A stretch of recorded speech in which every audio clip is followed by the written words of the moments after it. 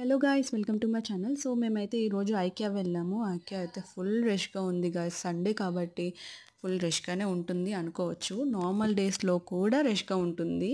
అని మధ్యన మాల్స్ అయినా ఐకియా అయినా అసలు ఫుల్ రష్గా ఉంటుంది ఏ టైంలో వెళ్ళినా కూడా. అంటే మేమైతే టైంపాస్కి అయితే ఎప్పుడు వెళ్ళము. ఏదైనా కొనుక్కోవాలి అంటేనే విజిట్ చేస్తాము దేనికైనా.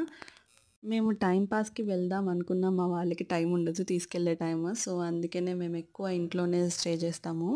నేను మీ అందరికీ ఒక సజెషన్ ఇవ్వాలనుకుంటున్నాను. ఎవరైతే కొత్తగా ఇల్లు కొనుక్కున్నారో వాళ్ళు వెంటనే ఇంటీరియర్ డిజైన్స్ చూడకుండా జస్ట్ ఒకసారి అంటే ఆ స్టోర్స్‌కి వెళ్ళకుండా ఒకసారి ఐకియాకొచ్చి ఏమేమి డిజైన్స్ ఉన్నాయో అంటే లైక్ ఒక వార్డ్రోబ్‌లో చాలా టైప్స్ ఉంటాయి. అలా బల్క్‌లో ఉంటాయి డిజైన్స్ అనేవి ఐకియాలో. సో, అలా మీరు ఒకసారి విజిట్ చేస్తే స్టోర్‌ని మీకు అర్థమవుతుంది. ఓకే. ఈ టైప్‌లో ఉంటే బావుంటుంది అని.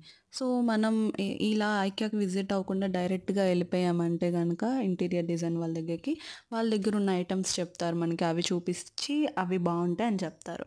సో, మేము చేసిన మిస్టేక్ ఇక్కడ ఇదే. మేము ఐకియా విజిట్‌కయితే రాలేదు. డైరెక్ట్‌గా ఇంటీరియర్ డిజైన్ వాళ్ళకి ఇచ్చేసాము. సో, మాకు కొన్ని కొన్ని అంతా బానే చేశారులే గానీ, కొన్ని కొన్ని చోట్ల మాకు అరే! ఇలా చేస్తే బావుందని ఐకియాకొచ్చినప్పుడు అనిపిచ్చింది. సో, మనం కొన్ని కొన్ని మొత్తం అయిపోయినాక రియలైజ్ అవుతామనమాట. సో, ఇక్కడ నేనేం చెప్పాలనుకుంటున్నానంటే, ఐకియాలో ఫస్ట్ మీరేమైనా డిజైన్స్ అన్నీ చూసుకొని ఏమైనా నచ్చితే గనక అది ఇంటీరియర్ వాళ్ళకి చెప్పండి. వాళ్ళు ఒకవేళ మీ హౌస్ ప్లేస్‌లో ఇది సరిపోతే గనక ఇది చేస్తాము అని చెప్తే అప్పుడు ప్రొసీడ్ అవ్వండి. లేకపోతే వదిలేసుకోండి. ఇంటీరియర్ డిజైన్ వాళ్ళు ఏది చెప్తే అదే చేసుకోండి. బట్ కొన్ని డిజైన్స్ అయితే ఇక్కడ చూసుకొని వాళ్ళకి చెప్పుకోవచ్చు మనం. అండ్ ఇక్కడ ఆ ఫ్లవర్స్ అవి చాలా అంటే చాలా బాగున్నాయి. తీసుకుందాం అనుకున్నాము. బట్ ఇప్పుడు ఫ్లవర్ వాజ్‌లో పెట్టామంటే నా బేబీతో చాలా కష్టం. ఇప్పటికే పాకేసి మొత్తం ఏది పడితే అది పగలగొట్టేయాలని చూస్తుంది. సో, అందుకనే మేమైతే ఏం తీసుకోలేదు. చూసాం గానీ. బట్ కొంచెం ఎక్స్‌పెన్సివ్‌గా కూడా అనిపిచ్చింది. నేను ఇది సెకండ్ టైమ్ రావడం. ఫస్ట్ టైమ్ వచ్చినప్పుడు చాలా తక్కువుండే. బట్ ఇప్పుడు ప్రైజెస్ మరీ ఎక్కువైపోయినాయి.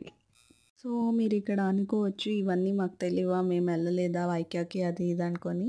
మీరందరూ వెళ్ళుండొచ్చు, వెళ్ళకపోవుండొచ్చు. బట్ నేను ఐకియాని చూపించట్లేదు. నన్ను నేను ఇక్కడ చూపిస్తున్నాను. అంటే నా ఇన్ఫర్మేషన్‌ని మీకు ప్రొవైడ్ చేస్తున్నాను.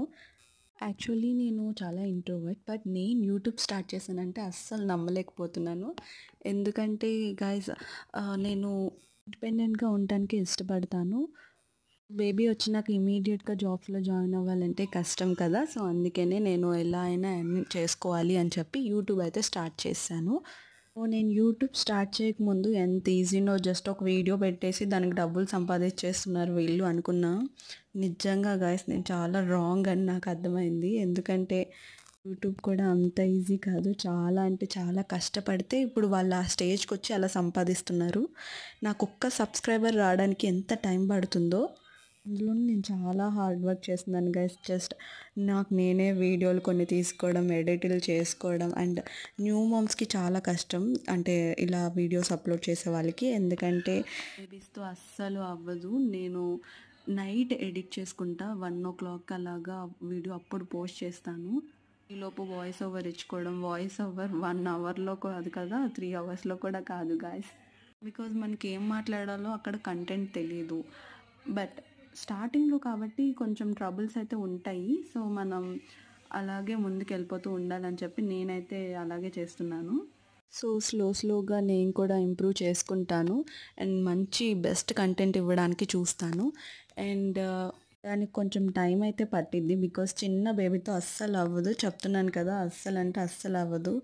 అండ్ ఇంకా నాకు మా అత్తమ్మ అండ్ నా హస్బెండ్ చాలా సపోర్టివ్‌గా ఉంటారు. బట్ వాళ్ళకే టైం ఉండదు. ఇంకా నాకేం చూస్తారు. నేను లెగిసేసరికి మా అత్తమ్మ నా బేబీకి బ్రేక్‌ఫాస్ట్ రెడీ చేసేసి ఉంచిద్ది. అండ్ ఎందుకంటే నాకు నైట్ మొత్తం నిద్ర ఉండదు. సో, బేబీకి మిడిల్‌లో లెగిసి మళ్ళీ ఫీడ్ చేయడం అని ఇలాగ ఉంటుంది. మళ్ళీ తను లెగవడమో దేనికో దానికి అట్లా ఉంటుందనమాట. సో, మా అత్తమ్మ ఎర్లీ మార్నింగ్ లెగిసేసి బ్రేక్‌ఫాస్ట్ అవన్నీ రెడీ చేసేస్తారు లంచ్ అంతా. ఇంకా మా హస్బెండ్ అండ్ మా మామయ్య అయితే ఫుల్ బిజీగా ఉంటారు వర్క్‌లో. అసలు వాళ్ళకి అస్సలకి టైం ఉండదు.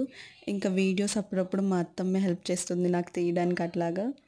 ఈవెన్ ఈ వీడియోస్ కూడా ఇప్పుడు ఇది మా అత్తమ్మే తీస్తుంది ఈ టాయ్స్ దగ్గర. సో, అలాగా నాకు చాలా సపోర్టివ్ ఇన్‌లాస్ అయితే దొరికారు. అండ్ మంచి హస్బెండ్ కూడా. నా హస్బెండ్ వాళ్ళేమో ఆర్గనైజర్స్ అవి కొనటానికి వెళ్లారు ఐటెమ్స్. ఇంకా నేను, మా అత్తమ్మేమో ఇక్కడ టాయ్స్ దాంట్లో ఉన్నాము. నా బేబీకి ఏమైనా తీసుకుందామని. బట్ తను అవి ఆడుకునే ఏజ్ కాదు. అండ్ ఆల్సో తన దగ్గర చాలా ఉన్నాయి అందుకనే. అండ్ ఇక్కడొచ్చేసరికి నేను ఏమేమి తీసుకున్నామో చూపిస్తున్నాను. చాప్ స్టిక్స్ అండ్ ఇంకా కాఫీది అండ్ ఆల్సో కొంచెం ఆర్గనైజర్ ఐటెమ్స్ అవన్నీ ఇంట్లోకి కూడా తీసుకున్నాము. కంపెనీకి ఆల్రెడీ మేము ఇచ్చి పంపించేసాము. సో, వాటిలివి వీడియో అయితే తీయలేదు.